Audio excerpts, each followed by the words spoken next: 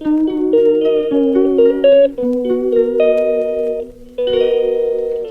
Morning everyone, আমি Asima daily blogging চ্যানেলে আবার কি নতুন ভিডিওতে এনে আপনাদের সকলকে আবার একবার ঝাঁ চকচকে ভিডিওতে স্বাগত। আশা করবো সকলে বেশ ভালো আছেন, সুস্থ আছেন, যে যেখানে আছেন আর যেখান থেকে আপনারা আমার ভিডিওটি এখন দেখছেন।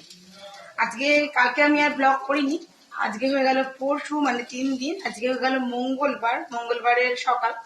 তো আমি সকালবেলায় টিফিনে আজকে বানিয়েছিলাম চাউমিন, ভেজ চাউমিন। যারা আমার রেগুলার ব্লগ ফলো করেন তারা তো জানেন আমরা মঙ্গলবার দিন নিরামিষ খাই। তো যাই হোক, তো আজকে নিরামিষে ভেজ চাউমিন করেছিলাম সকালে টিফিনে, আর বাবার জন্য করেছিলাম রুটি, করলা ভাজা, বেগুন ভাজা।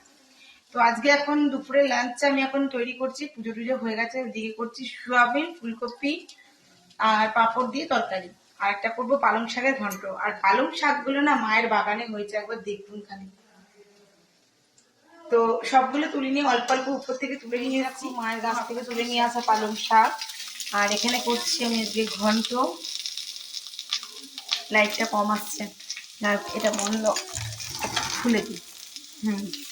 আর এদিকে দেখো ফুলকপি আর সয়াবিন আমি একটু জলে ভাপিয়ে নিয়েছি, আর এটা পাঁপড় দিয়ে করবো তরকারি। চলো আগে ঘন্টটা বসিয়ে দিই, একটু সর্ষে দেবো আর আদা মৌরি বাটা। ফুলকপি দিয়ে তরকারি, এখানে বেগুন ভাজা, মুগের ডাল আর পালং শাকের ঘন্ট। এই হয়েছে আমাদের দুপুরের আজকে লাঞ্চ। তো চলো আমরা লাঞ্চটা সেরে নিই সকাল মিলে।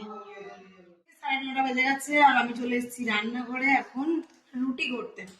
বাকি ওবেলাকার সবজি সবকিছু আছে, আর সন্ধ্যেবেলা বাবার কাছে একটু চিড়ে, মাকে একটু হালকা করে চিড়ে দিয়েছিলাম খেতে। আর তেল মালিশ করা হয়ে গেছে এখন আপাতত আমার মাকে আর বাবাকে। তো চলো, এই যে এখন দেখো রুটিটা করবো, আটাটা দিয়ে রেখেছি। মিঠির বাবা করেছিল ফোন খবর নিতে, দুর্গাপুরও প্রচন্ড ঠান্ডা। তো চলো আমি ঝটপট রুটিটা করি, তারপর মাঝখানে তোমাদের সঙ্গে তো ব্লগটা শেয়ার করাই হলো না। কালকে আমাদের একটা ছোটখাটো করে পিকনিক হবে, মা এবারে যেহেতু অপারেশন হয়েছে বলে সেরকম কিছু হবে না, বাট যেটুকুই হবে তোমাদের সঙ্গে সেটুকুই শেয়ার করবো। ব্লগ বসে সঙ্গে থেকো আর দেখতে দেখো। আমি ব্লগটা আজকে কন্টিনিউ করবো, মানে কালকে পর্যন্ত কন্টিনিউ করবো তোমাদের সঙ্গে, 31 ডিসেম্বর কন্টিনিউ করবো। চলো ব্লগের সঙ্গে দেখো, দেখতে কাছে ব্লগটা। আর এখন ঝটপট বানিয়ে নিয়ে একটুখানি রুটি, আর বাকি আছে তরকারি।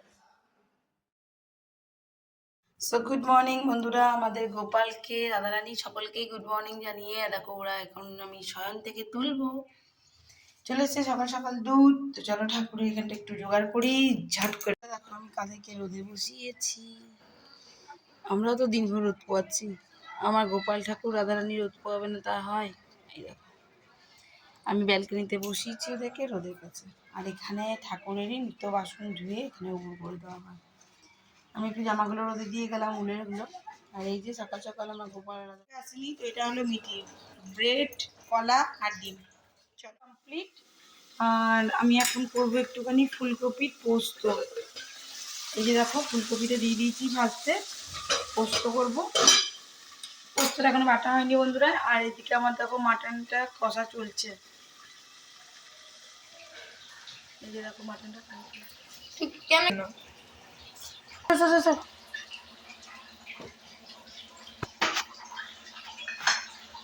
এই আমার মাটন কষা এখানে রেডি।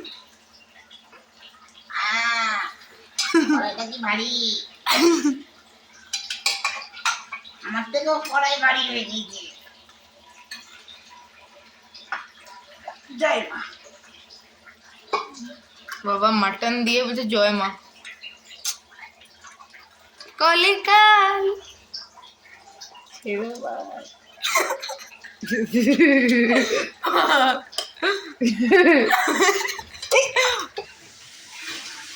এই যে এখানে দিয়ে দিয়েছে, এখন ফুলকপি ভাজা হচ্ছে। আর যাই হোক ফুলকপি তো ভাজছো, এখানে পোস্ত বাটবে।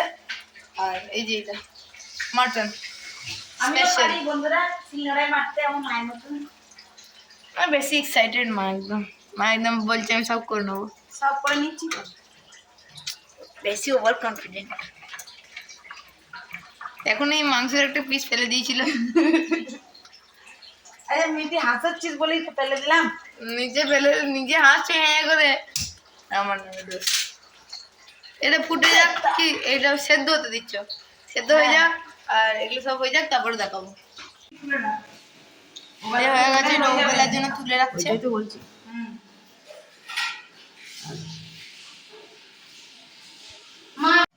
সো এখন চলছে খাবার শেষে মিষ্টি খাওয়া। তো আজকের মতন ব্লগটা এখানে শেষ করলাম। সকলে খুব ভালো থেকো, সুস্থ থেকো।